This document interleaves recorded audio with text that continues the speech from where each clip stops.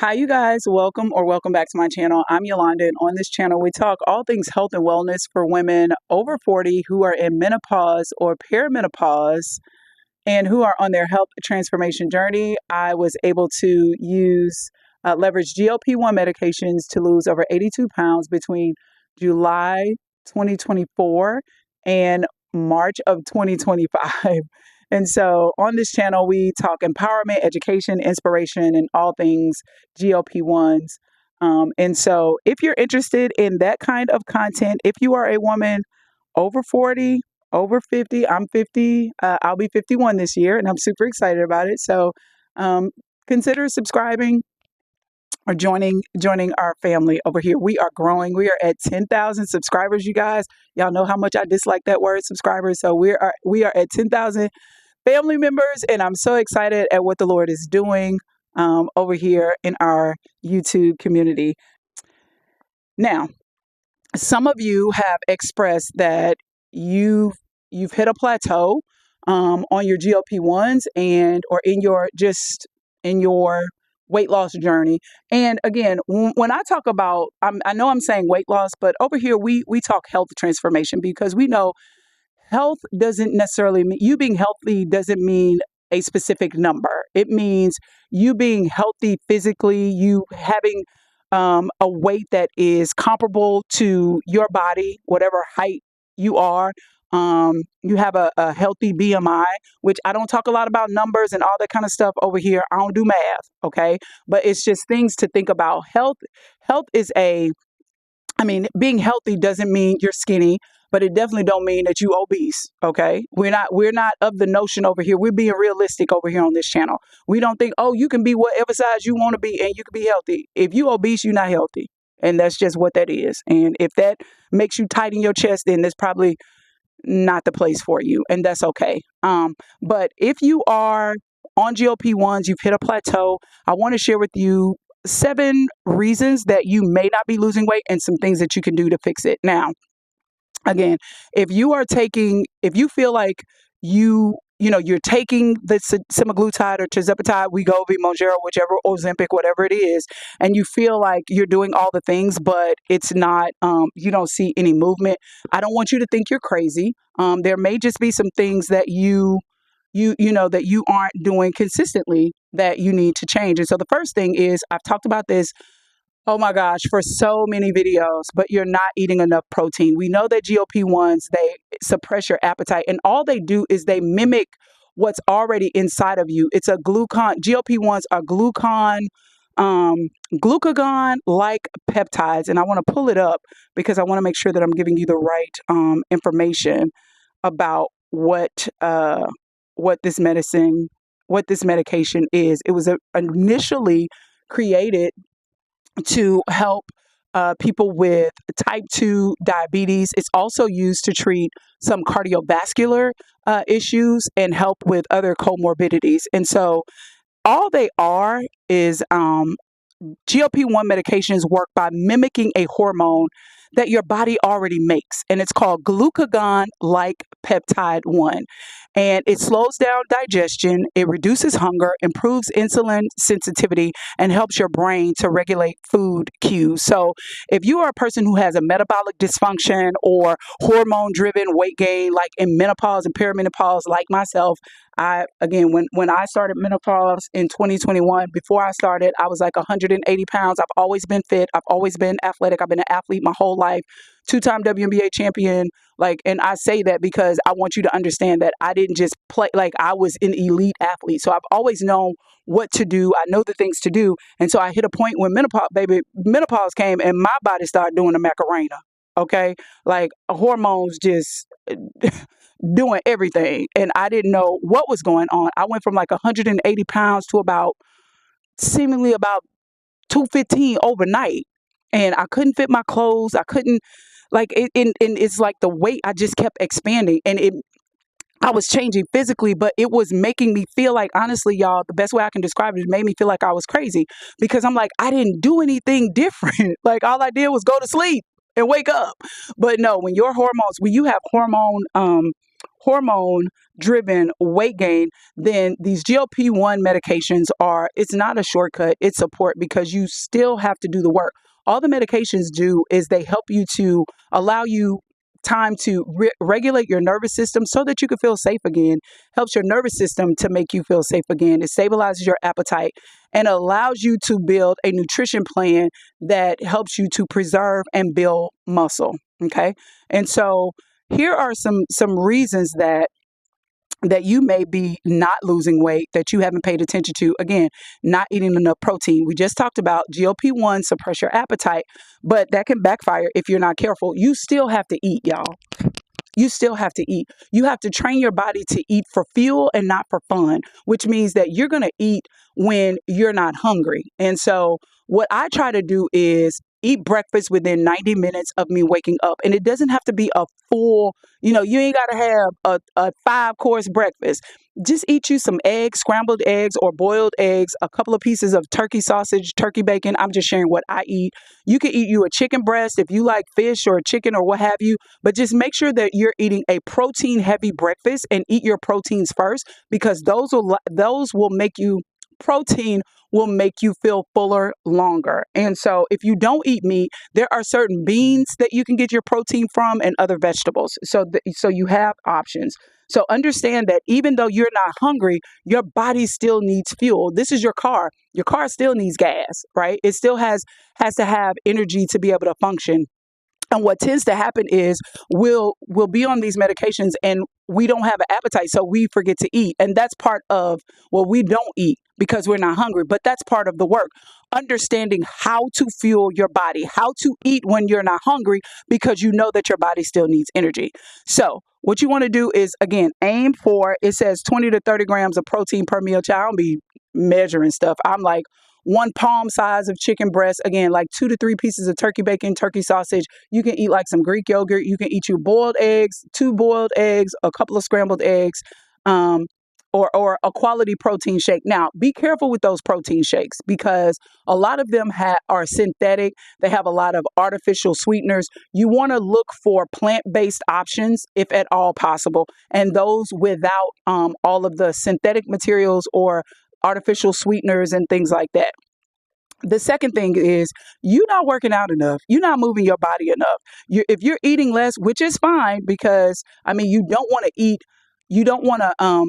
eat too many calories. And again, we don't be doing no math over here. Like, I understand being at a caloric deficit and all of those things, but when I talk in terms of grams and ounces and macros and micros, in my brain, that's a lot of math, and it makes it challenging for me. I'm a high D personality type. I need things simple, easy, quick, and something where I can see results quickly. So if it takes a lot of steps for me, I'm probably not going to do it. So you have to know your behavior and understand what works best for you. So if you're eating less but you're not moving as much, then that's a silent weight loss killer, because you are going to lose weight. You're going to lose fat on these GLP-1s, but you're going to also lose muscles. And the medication is not going to go to the weight room and do your push-ups for you. Like, it's not going to cook your meals for you. So there's still work that you have to do. So what you want to do, if you're not moving enough, the way to fix that is do at least 3 resistance training sessions per week.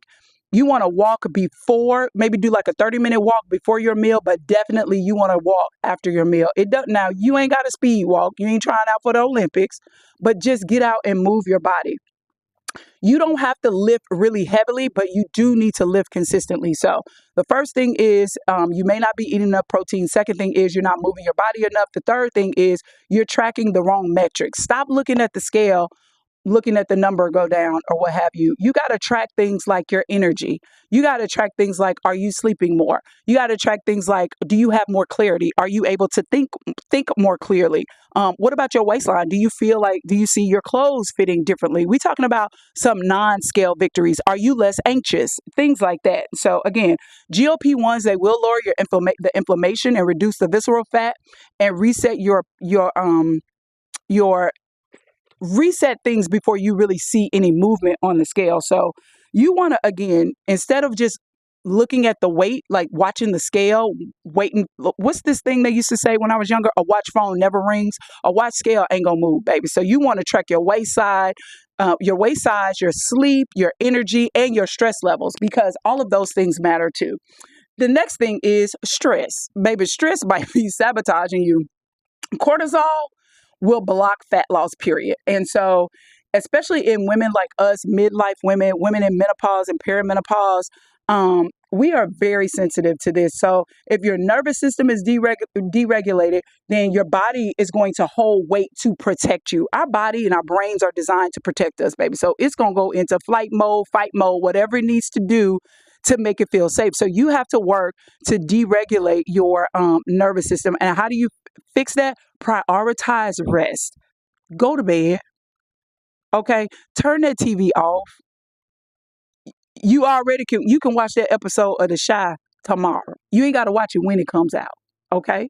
Um, get outside. I'm sitting out here. I know I'm sweating, but y'all, I love being outside. I cannot tell you. It is just something when I go for my walks and being out here in the sun and just with nature. I feel like I hear God clearer. I feel like I'm closer to Him. It's just so refreshing. Start your day with prayer, or doing some deep breathing, doing some breath work. Do whatever you can to slow your body down, to slow your mind down, and make your nervous system feel safe again. And number 5 is you don't have a plan for what happens after. I talk all the time about how GLP-1s are a tool. They're not a crutch. They are not a forever drug. I didn't have necessarily a strategy when I first started. There were only 2 things that I was sure of when I started and took my first shot on July 24th, 2024. I was sure of, number 1, I didn't want to be fat. And number 2, I didn't want to take this shot, be on this medication forever. And so it's not a forever drug. But without a strategy, without a plan, and without the right mindset, it will be. And so you don't have to fear. You don't have to be afraid of coming off the medication, but you just need to have you a solid plan. So while you're on the medications, use it as like training wheels. Learn to silence the food noise. Learn to recognize your emotional triggers. Learn how to eat to fuel your body. Eat for fuel and not for fun. Learn how to manage your health long term. Don't wait until you're off the medications to try to figure it out, because by then it's going to be too late. Those people that you see who all they do is take the shot, but they still eat crazy, they still at McDonald's, they don't work out, they just take the shot. If they ever stop, baby, they're going to blow up like the World Trade Center. And I hope I don't get being for that. But I mean, like, it's going to come back, and it's going to come back with a vengeance. So you have to have a plan. I took my last shot sometime in April.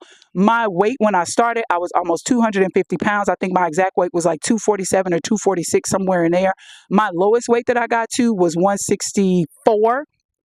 If I had to say a goal weight, my goal weight was always to be like what I was before, prior to menopause, which was like 180. Right now, I'm like around 169, 170, and I'm cool with that.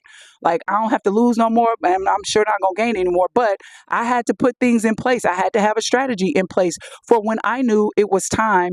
For me to transition off the meds. And so all the things that I'm mentioning here, these are things that I've done. And these are things that I teach in my GLP-1 Jumpstart coaching program, which I am now enrolling. We start July the 8th. I'll leave the link in the description or in the comments so you can take a look at it. And I'm only accepting 15 women into this program because it's really high touch, it's really hands-on, and it takes a lot. It's a lot of work. But yeah, but it is probably the accountability and the support to help you build out a strategy that is custom for you, your behaviors. It is behavior based. It's personality and behavior based. So everything is customized for you. The next thing is you're eating trigger foods in disguise. All right. Keto snacks, healthy protein bars, sugar-free candy. Just because the label says it's good doesn't mean your body gonna say it's good. Okay. So the way that you fix that, you read the ingredients. You guys watch for sugar, alcohol, artificial sweeteners, and processed fillers. If you haven't been paying attention to the back of the labels, please do that now. If they have more than 3 ingredients and you can't pronounce 2 of them, child, put that back. Put that back. These protein shakes and these they don't have enough protein in them to do you any good. And if they do, that is negated, is offset by all the other stuff that they have in it. So just make sure that you watch for sugar, alcohol, and artificial sweeteners, preservatives, and things like that. I say shop the perimeter of the grocery store.